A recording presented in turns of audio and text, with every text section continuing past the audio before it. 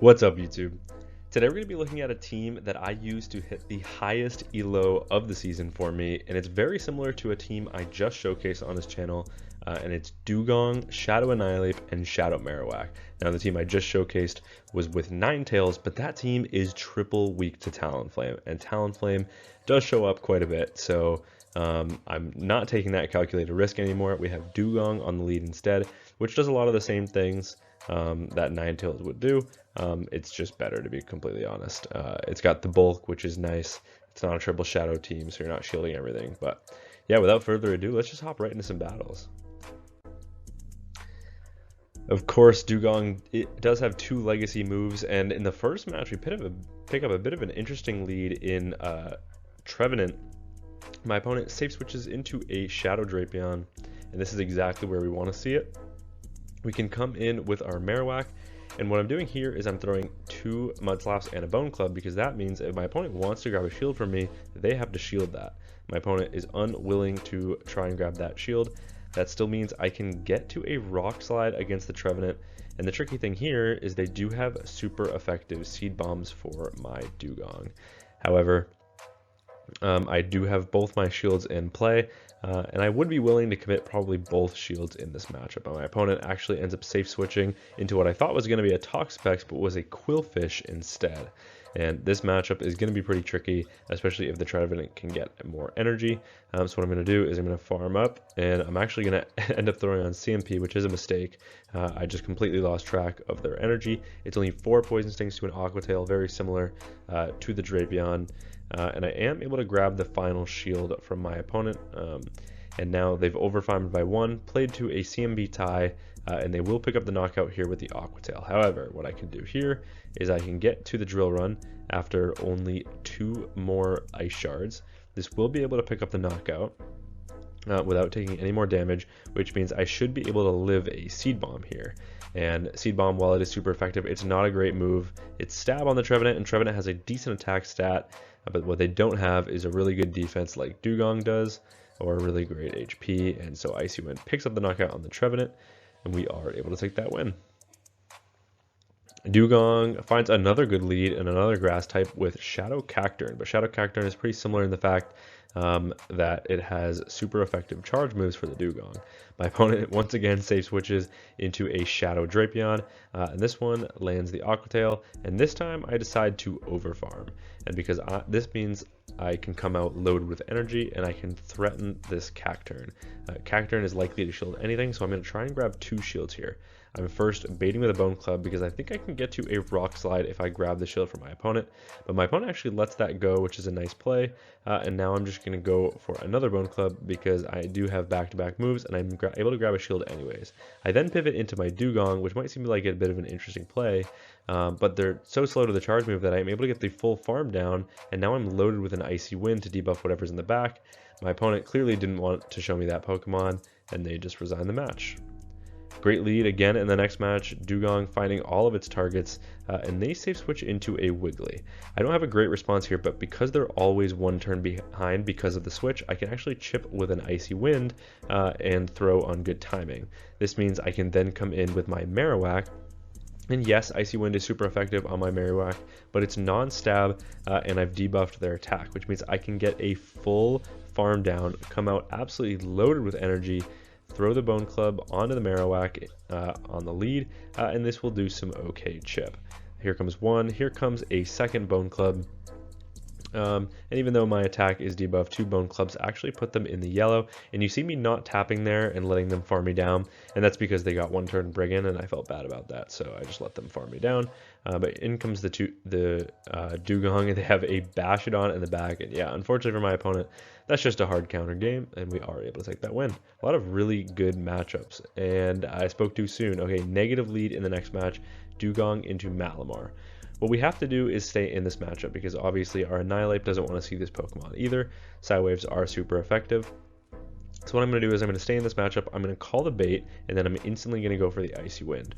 What this does is it forces my opponent to go for a superpower on their next charge move. So what I'm going to do here is I'm going to farm up, I'm going to wait the turn and catch on my Annihilate.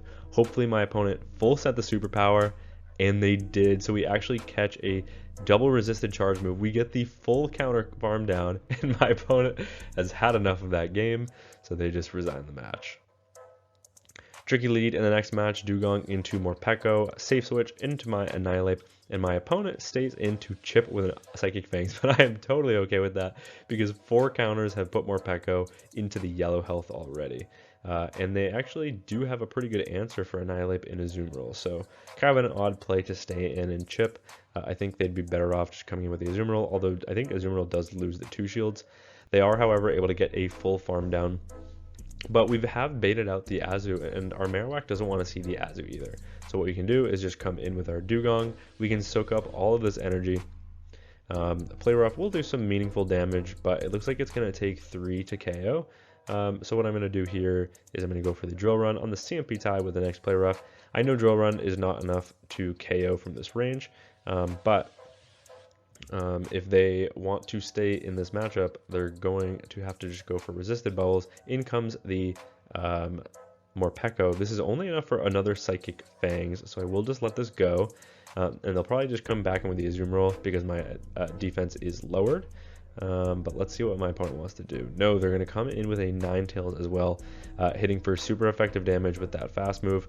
And this is pretty rough because Bone Club, while it is neutral, I'm only going to get to 2 charge moves, so I'm now going to throw the Rock Slide that grabs the final shield from my opponent, so I have 2 shields and a Dugong, and I know the Azumarill has a little bit of residual, but not loads. So what I'm going to do here is I'm going to double shield, and my opponent is on Psyshock, so they have no really incentive to bait here. It's not that much more expensive than the Weather Ball.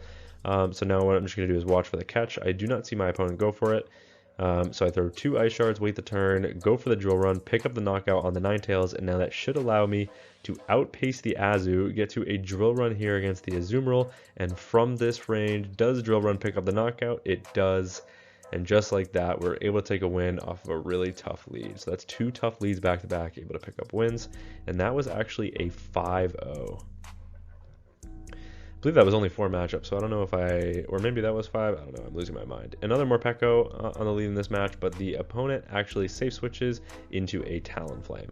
Now, this seems like it should be a really good matchup for the Talonflame, resisting the counters, having super effective Fly and Brave Birds, but unfortunately for my opponent, I'm a Shadow Annihilate, and these counters are adding up. So I can actually commit a shield and grab 2 shields from my opponent in the mid game with a counter user against a Talonflame, which is absolutely insane. And these counters have put the Talonflame into the yellow health range, which is absolutely insanity. Now I can just come in with my Dugong. I don't really need to shield it, but they actually give me switch anyways. This can at worst be a Psychic Fangs, so I will just let this go. This will allow me to get a full Mud Slap farm down. My opponent makes it to another Psychic Fangs, but I will just let this go as it was not enough for the Dark Aura Wheel.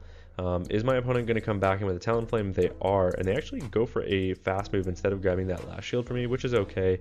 I can now pick up the knockout with the Rock Slide, and what is in the back? It is a Quagsire, and my opponent has had enough. I think they would have had some play in that matchup, but we are able to take that win. Tricky lead in the next match. This is a very neutral lead, Dugong versus Azumarill. What I like to do in this matchup is play to a CMP tie of the Icy Wind with their Play Rough. Now, Icy Wind is resisted here, but it forces my opponent, I believe, to go for 4 Play Roughs instead of 3 to pick up the knockout onto the Dugong, and I'm not sure if that's the case. Maybe I'm misremembering, but you might have to go for 2 Icy Winds and then the Drill Runs. But either way, I'm just going to go straight Drill Run in this matchup now. That puts it in the yellow. This Play Rough will most certainly put me in the yellow. Will it put me in 2 Play Rough range? It looks like not quite. So this will get interesting. They're definitely in 2 Drill Run range at this point. And I'm actually going to go for an Icy Wind because I know that this Play Rough is going to take me out after those bubbles. So I may as well lower their attack and then come in with my Annihilate and get a huge farm down, because that will set up my Annihilate really well in the end game here. They actually pivot into a Sableye, so I'm going to instantly pivot into my Marowak.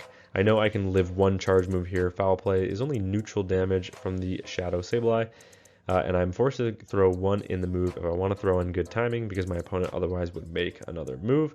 And they do actually commit the shield, maybe understanding that I am going to get to another charge move, but I can just let this go because now I am trusting in Annihilate to win me this game. I think Annihilate energy is what is going to get me there, and I need to get to these Rage Fists in order to pick up the knockout on the Azumarill and start boosting my attack.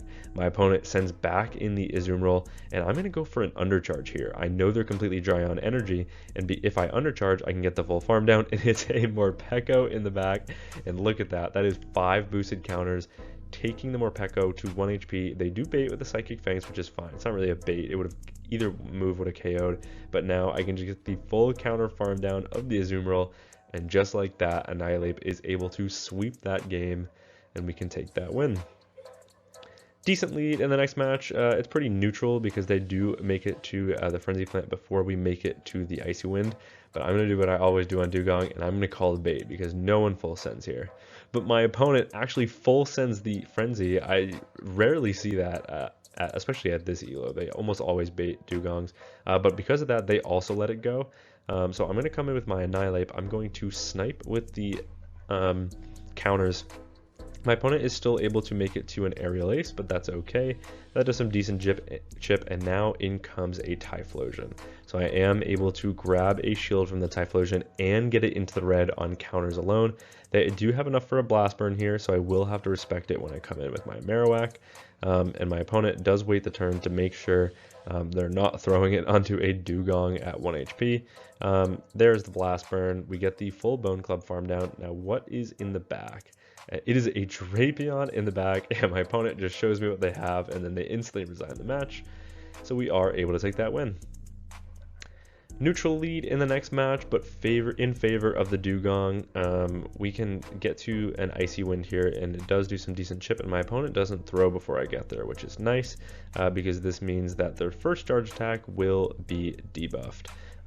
Their attack does fall. Are they going to throw this energy? They do finally throw this energy before I get to my second Icy Wind. Sky attack does connect. Looks like it's going to take more than 2 of those in order to farm me down, and the sand attacks are doing virtually no damage. In comes a Stunfisk, so 3 Icy Winds, bank that, not Icy Winds, 3 Ice Shards. I bank that energy. I come in with my Marowak, and this is an extremely dominant matchup for the Marowak. They are at enough for back-to-back Mud Bombs, but that's okay. I can let both go. They have no ability to farm me down because they're on Thundershock, which is double resisted here. I do throw 2 more Mud Slaps. Now I'm going for the knockout with the Bone Club, and my opponent shields, which is a bit of an interesting play to me. They can't really flip switch here unless they do actually come in with their Corviknight and snipe. But at this point, they've given me the alignment that I need, so I will just let this go. I may as well just get an energy lead on Annihilate because we don't know what's in the back, and my opponent clearly didn't want to show me, so they just resigned the match into the final match of the video. Dugong into Marowak, back to our good leads. My opponent safe switches into a Blastoise, and because they're a little bit slow on the switch, I'm actually going to fire off the Icy Wind and permanently debuff their attack. That way I can come in with my Annihilate. I can take at least 1 Hydro very comfortably, but I will have to shield a second one up. But because I know there's a Marowak on the lead, I can always grab that shield back. So I'm going to go for the shield. Now I'm going to go for the Rage Fist because it looks like I'm not going to be able to counter farm down before they make it to another Hydro. So I may as well connect with a Rage Fist or grab a shield, and I do grab the shield, which is actually great here because now I can double shield, get the full farm down, and then just grab that shield back with the close combat. Is my opponent going to come back in with the Marowak? They are. I'm over farming here. I'm not going to make it to back-to-back Rage Fist, so I may as well just commit to the close combat.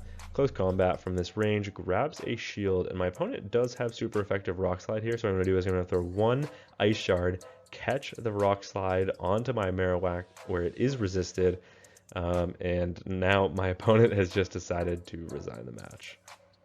So yeah, this is the team that I used to hit the highest ELO of the season, and Dugong on the lead is incredibly safe into everything. The worst thing that this team can possibly see is, what's it called? The Golisopod. Golisopod is terrible because Golisopod walls Dugong. It has super effective Shadow Claws, for the Annihilate while resisting counters, and it resists Mud Slap and has super effective coverage with Aqua Jet for the Marowak. So that is an absolutely terrible thing to see with this team. However, I just played a tournament, and I ran a variant of this team, and what you do is you just stay in with the Dugong, you shield the first X-Scissor, you go for an Icy Wind, you soft lose, and then you just come in with one of your Pokemon in the back before they can get to another charge move, and you're pretty much good to go. So that's what I would recommend with this team. But yeah, it's definitely a climbing team if you guys are still trying to make that legend push in the final week, I guess, of the season. So, but yeah, that's gonna be it for me for this video. Thank you all so much for watching, and until next time, peace.